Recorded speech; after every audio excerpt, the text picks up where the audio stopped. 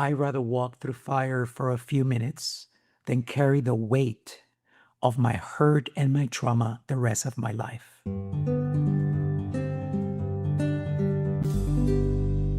Hi, this is Linda Lang from ThoughtChange.com. We are exploring the mystical side of life. Once again this week, we are talking very personal aspects of transformation and the spiritual awakening that is happening to so many in our world today.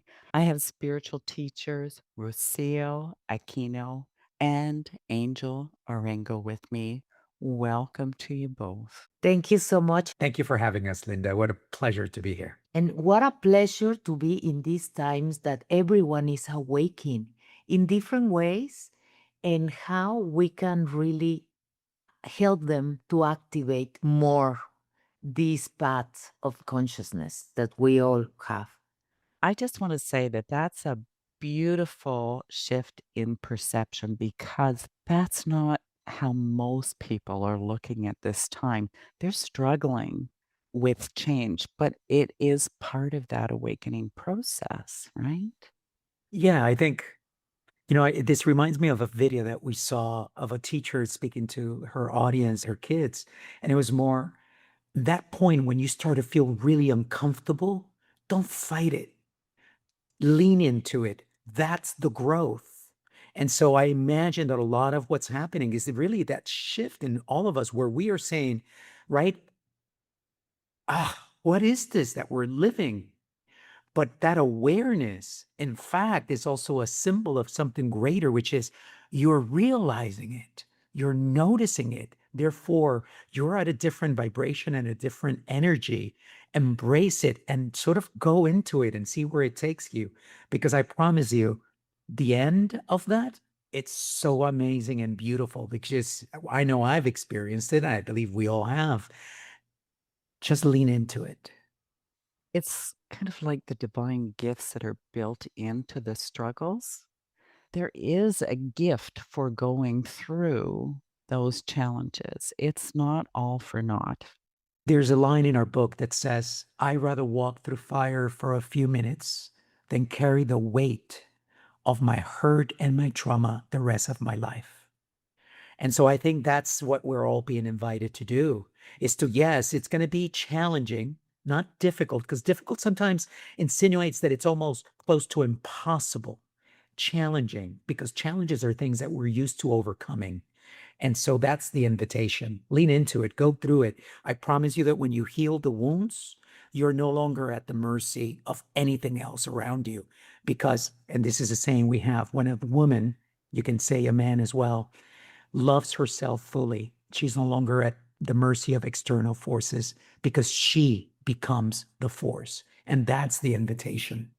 Challenges also have an applied assumption of growth, right? Difficulties, not necessarily the same. So tell me how you started on this path of becoming spiritual teachers. I began in 1985 when my mother in Mexico, she lost everything with that earthquake. So at one point her she lost faith for life because she was a single mom with 4 kids and all the properties or what she has, she at one point become with anything. So I saw a beautiful human lost her life, her spark, and she died. And since then is how you can help people to feel better about their situation and shift consciousness. So it took me 40 years. And really, when I begin to act and see, for example, Angel, a person who he was always looking for a glass full, and in my case, I was trained to be a victim, to see the glass always empty, and you are against. In that moment, when I begin to understand all these concepts, really I was able to do the alchemy inside of me to really shift consciousness. And now the beauty of this is that I can explain to people how they can really tap into the emotional body and release the energy for them to really begin to find what is harmony. So I became my best friend at 50. So now that I know how to transmit this information, I see my kids, 19 and 17, going through life with the sets of tools for them to have a different experience. The change challenge happened, but they take it from another perspective. And that perspective is something that we are really trying to transmit to more people for them to get it and to celebrate. For example, today, Linda, I wake up and when I saw Angel in front of a window and seeing the sunrise, for me, the only thing that I was is like I was feeling grateful, grateful of seeing all of my life. And then I was celebrating with him to say, I'm so happy that we were out of the matrix of the game or whatever, A rat race.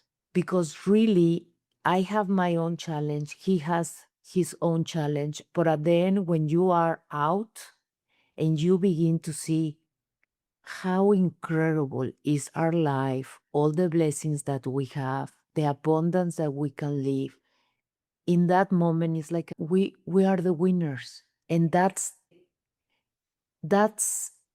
free for everyone to have.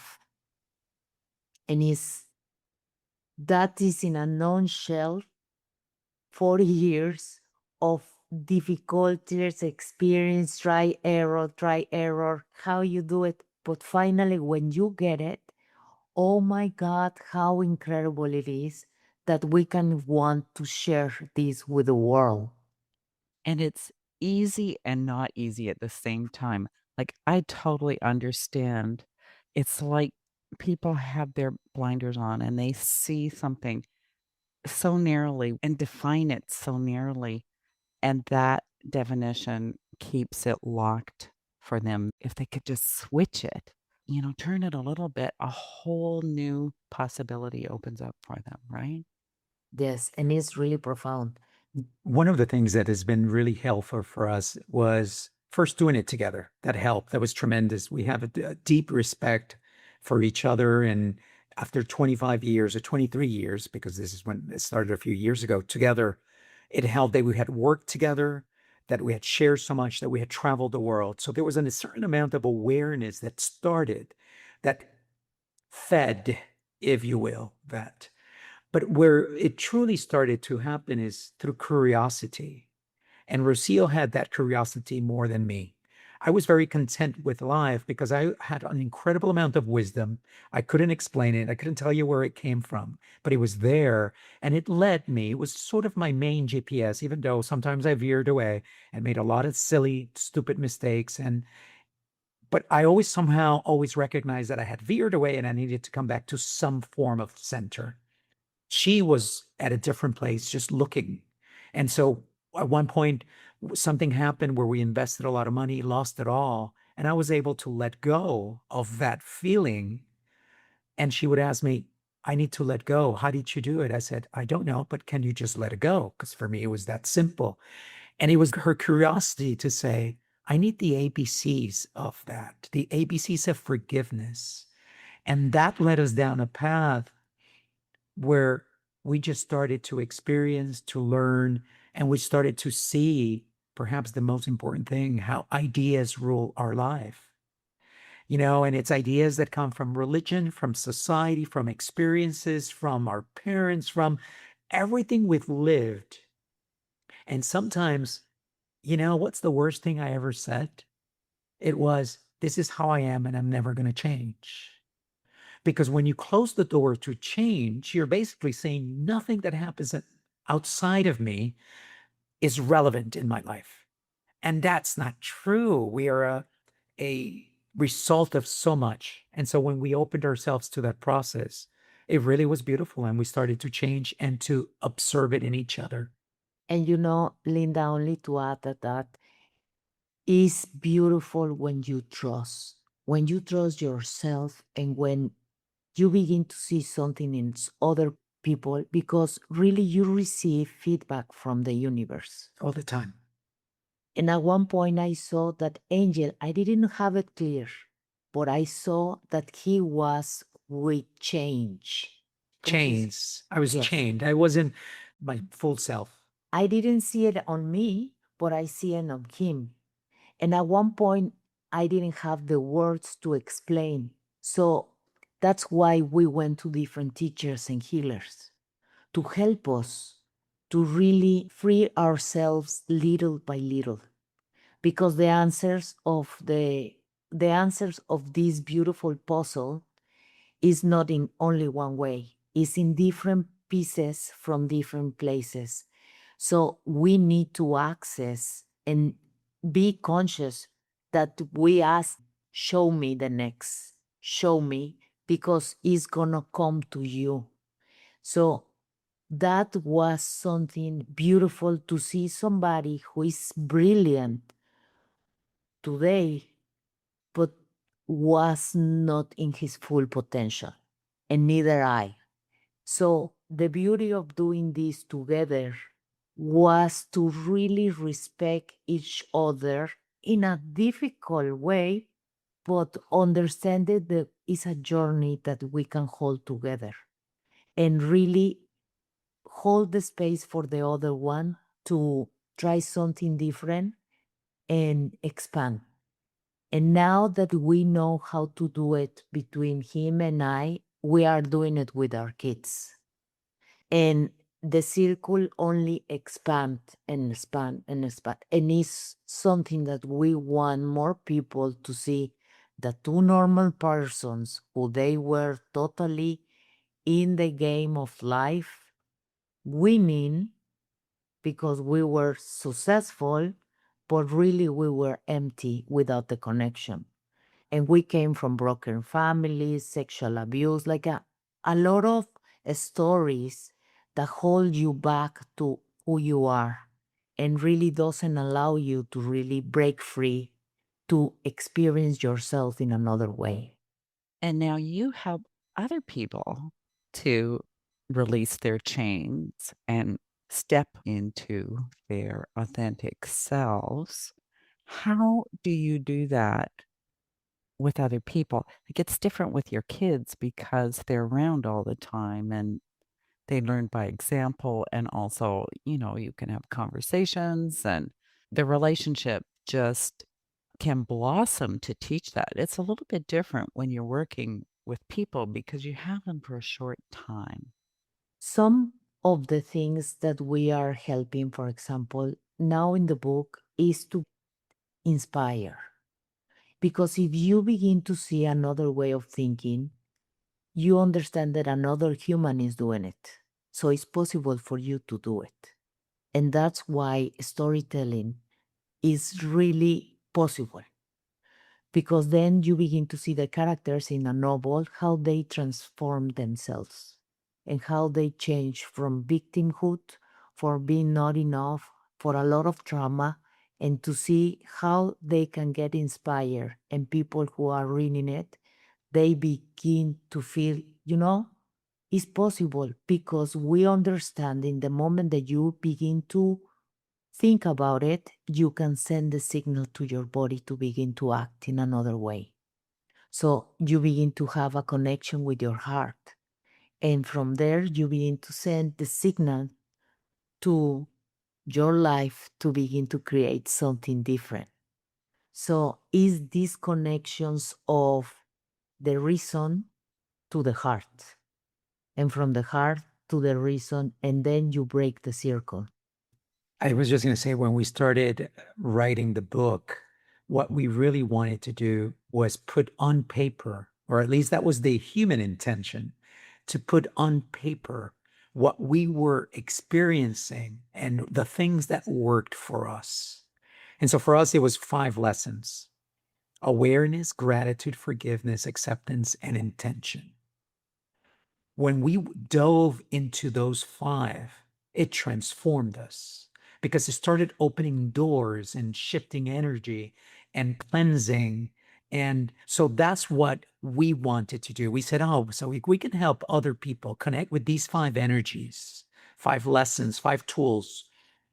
Then maybe we create a space that allows them to go inside of themselves with the tools so that they can do the work, so that they can do the change. I think one of the biggest challenges we have is that people say, tell me what to do, help me get rid of this. And the orchid, this fictional place that one day will be real, but right now a fictional place is inside of you. And all we really do is create a container of love, of non judgment, and of possibility and curiosity so that you can say, okay, I feel safe in this environment. I'm going to go inside and deal with what I need to deal with that baggage, with that spine that I need to remove. And it is in that process that you find your strength because ultimately it is you who does the healing. People only create a space for you to be able to go inside. So you have both mentioned your book. It's called The Orchid, The Secret Code of Modern Goddesses. It's a beautiful, beautiful book. And I'm really glad that you mentioned those five codes because they're things that we all know, we all recognize, but we probably don't understand that they have a metaphysical purpose to help us shift our lives. The five codes, if you will, that unlock the power within from this perspective is one, awareness, observing yourself fully and asking yourself the question, why do I think, talk, feel, and act the way I do? The second one is gratitude, the power of seeing the beauty in everything that surrounds you, focusing on what you have, not on what you don't have. Then forgiveness, letting go, reclaiming your energy by cutting ties with the energy that bogs you down from the past. Then acceptance, making lemonade with lemons or finding the beauty on the things that you have, not thinking about them as if they don't exist, but accepting them and figuring out a way around them. Because an olive tree is an olive tree. It will never give you lemons, right? And then lastly, when you recover that energy, the last is what do you want to do with all this brand new energy that you now have to live life? Our recommendation is that you go after your dreams, whatever it is that is the most authentic to you. Because when you go into that authenticity of experience, which is and should be attached to an incredible amount of joy and happiness, you elevate yourself to the highest energy possible.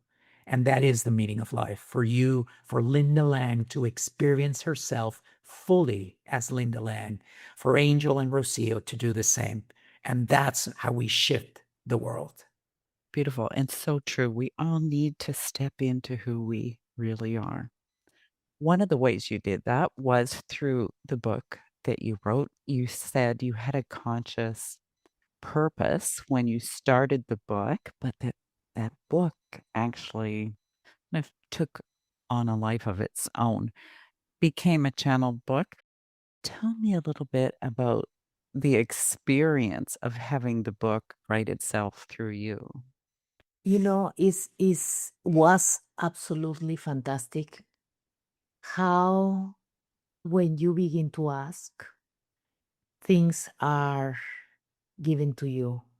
So at one point is how I can help right now in these times, how I can bring more, and now really be true to your heart.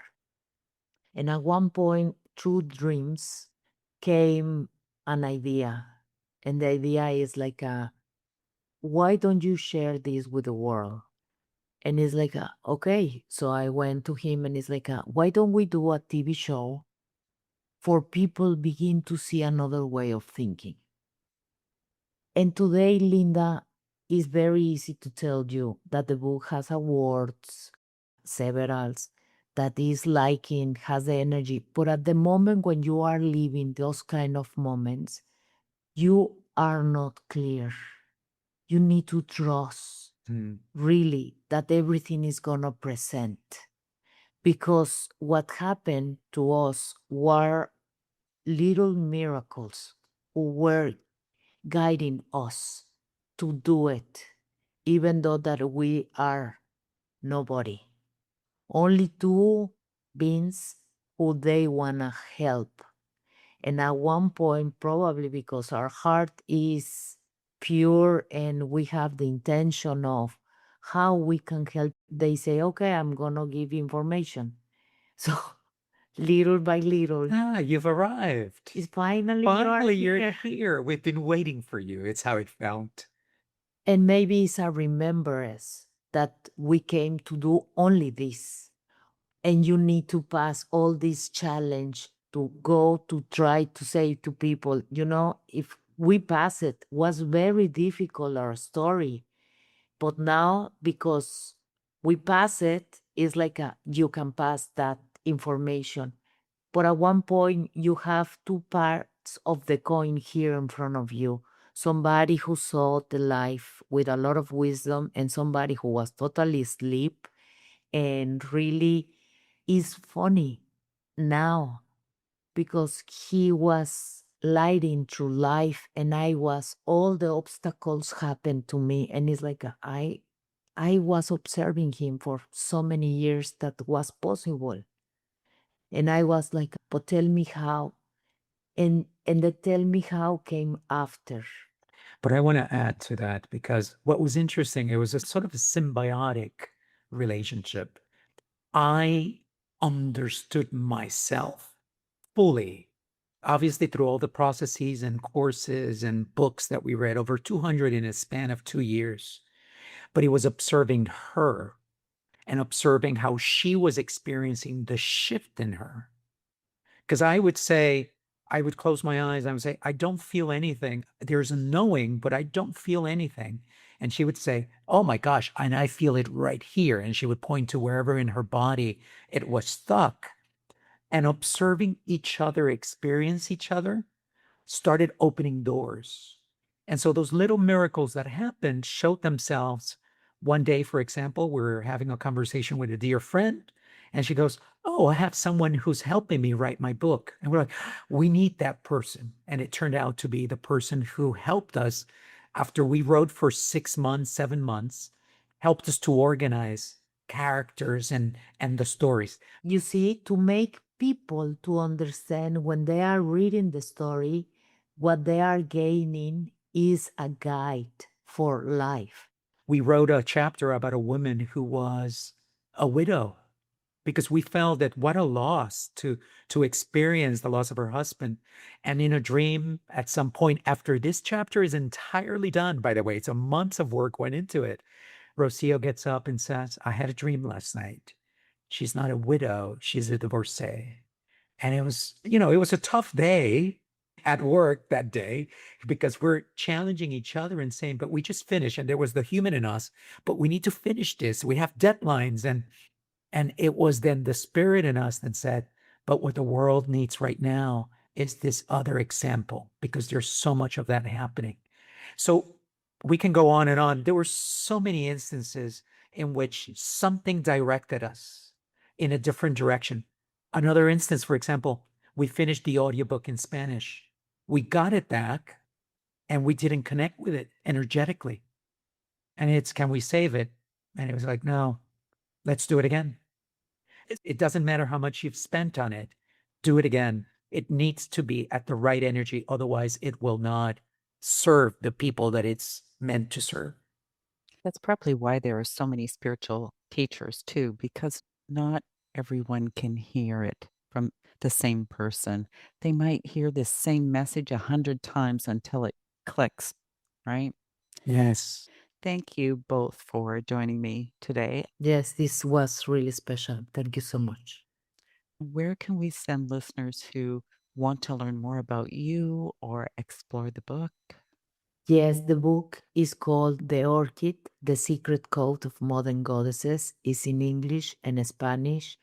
has won already several awards for cultural relevance because they like it a lot. And we have a website called theorchidbook.com that you can find all the information there.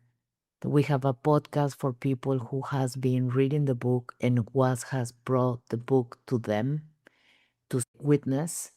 And what else? And the book can be found in every major platform: Audible, Spotify Premium, Apple, Google Play, Amazon, and really in every bookstore. You may have to order it in some bookstores and wait until it's received, but it's available anywhere. Thank you again for being my guest. Thank you so much for Ah, having us. This is a pleasure. it's been beautiful. What a beautiful space and beautiful energy. From the moment that we connected with you, it's just your voice imparts this just wisdom and peace. So thank you. Thank you. Thank you. And thank you for listening to this week's edition of Exploring the Mystical Side of Life. You will find all of our conversations on YouTube and your favorite podcast platform. If you enjoy our conversations, remember to subscribe, share with a friend. Come visit me at thoughtchange.com, pick up your copy of Learning to Listen, and we will see you again next time. Bye for now.